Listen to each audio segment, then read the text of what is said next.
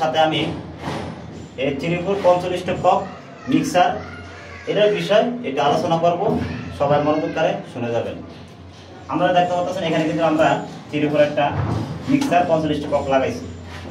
আচ্ছা, এটা লাগাইছি, এটা যদি ইচ্ছা করে আমরা নাও লাগাই, 1 পিস কিন্তু লাগাতে পারতাম। এখানে 1 পিস, এখানে 1 পিস, 2 পিস কিন্তু লাগাতে পারতাম। এটা আমরা লাগানোর উদ্দেশ্য হলো একটাই, বাড়িওয়ালার মন চাইছে তার জন্য কিন্তু বাড়িওয়ালা আনছে। যদি মন না চাইতো কিন্তু সে কিন্তু এটা আনতো না। তো এরকম মিলে প্রায় 14-15টা চাবি আনা হয়েছে এই বিল্ডিংয়ে। এই বিল্ডিংয়ে কিন্তু পরে 6টা লাখ।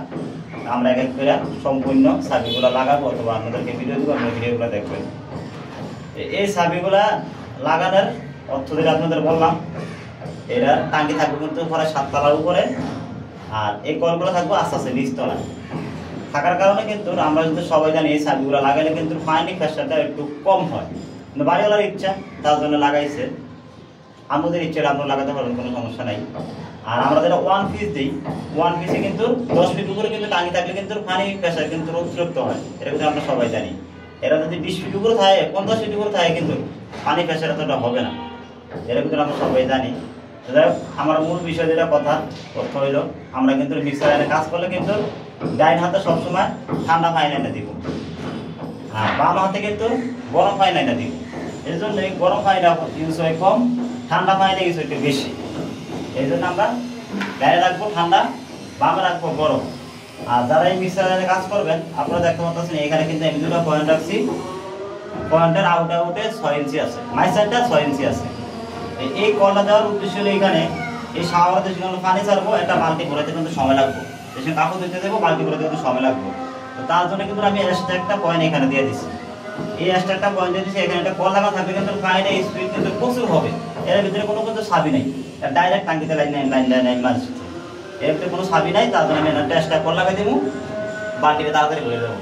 আর এটা তো হলো মিক্সারের চাবি, এরা পানি একটু কম হয় বলে আমরা সবাই জানি। তো যাই হোক, এরকম মিলে আমি লাইনটা সেট আপ করছি। আর এখানে দেখুন একটা বেসিন।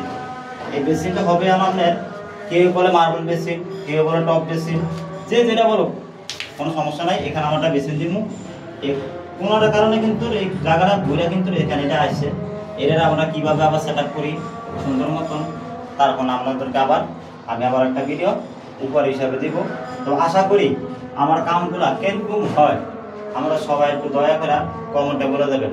ভুলছুটি ভাই মানুষের হইতে পারে, তার জন্য কোনো সমস্যা নাই। আমার বড় সিনিয়র বাইরে থাকতে পারেন, আমার ছোট সিনিয়র বাইরে থাকতে পারেন, কোনো সমস্যা নেই। আমরা সকলে ভাই ফেসবুকে মিলামিশা সবাই যদি কাজ করি, ইনশাল্লাহ আমি আশা করি সবাই কিন্তু আমরা সফলতা পাইতে পারি। এরকম কিন্তু আশা নিয়েই কিন্তু সবাই ফেসবুকে কাজ করি। আশা করি সবাই ভালো থাকবেন। আসসালামু আলাইকুম।